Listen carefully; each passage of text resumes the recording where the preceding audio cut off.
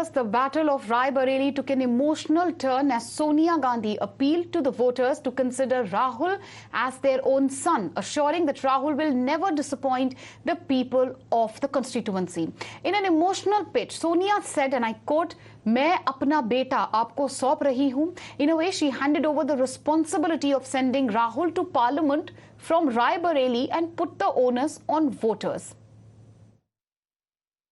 मैं आपको अपना बेटा सौंप रही हूँ।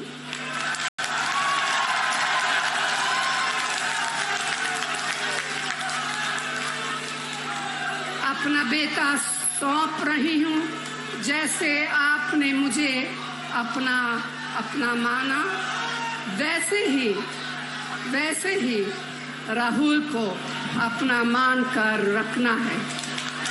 ये राहुल आपको निराश नहीं करेगा। And BJP has hit back at the Congress for considering Raebareli and Amethi as their fief, while claiming that it will be difficult for Rahul Gandhi to be accepted by the people since he has been brought up in an Italian culture. The Home Minister has said that Rahul was invisible in Amethi during COVID, while Assam Chief Minister Himanta Biswa Sarma went as far to predict that whosoever takes Rahul Gandhi will be ruined. Listen in. कोई seat किसी की नहीं होती। लोकतंत्र में परिवार की seat कैसे हो सकती है? ये किसी की बपोती नहीं है। जनता जो चाहेगी वो यहाँ से सांसद बनेगा।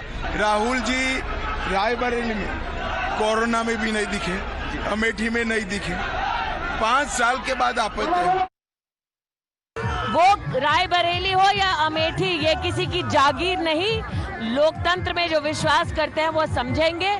जिस खानदान ने लोकतंत्र को अपने पैरों तले रौंदा, वो लोगों को और कॉन्स्टिट्यूएंसीज को जागीर समझते होंगे, लेकिन 2019 में अमेठी ने उनकी इस गलतफहमी को दूर कर दिया।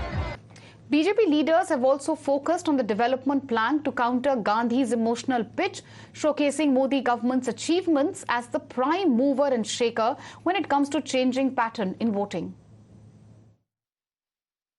मोदी जी के नेतृत्व में सरकार बनने जा रही है। देश का जनता, देश की पूरी जनता, एक हर समाज का व्यक्ति धर्म और जाति आधार को एक तरफ करते हुए लग रहा है कि तीसरी बार देश की बागडोर इसलिए लोग सौंप रहे हैं कि प्रचंड बहुमत की मोदी जी की जब सरकार बनेगी तो 2 कार्यकाल में जो उपलब्धियां हैं वो तीसरी बार चरम पर दिखाई पड़ेंगी। तीसरी दुनिया की अर्थव्यवस्था बनेगा, विश्वगुरु भारत बनेगा, विश्व की बड़ी ताकत बनेगा, विकासशील भारत, विकसित भारत बनेगा और गरीब कल्याणकारी योजनाएं जो जन जन तक सबका साथ सबका विकास के साथ पहुँच रही हैं।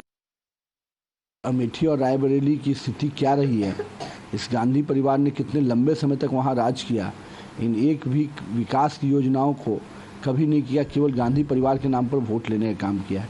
फिर एक बार रायबरेली में ये प्रयास हो रहा है। मेरा मानना है कि एक बार रायबरेली की जनता भी इस बार जवाब देने को तैयार खड़ी है।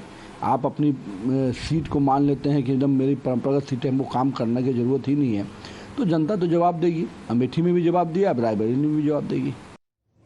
And despite charges of nepotism, Congress continues to back the connect that the Gandhis have with Raebareli.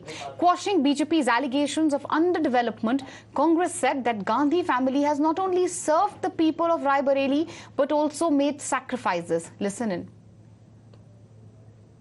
Nehru Gandhi family is emotionally attached to Raebareli and Amethi for the known reasons.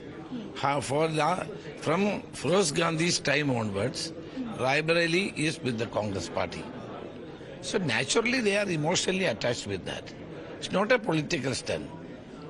We are not, it is the entire family always serve the people of Raebareli and Amethi.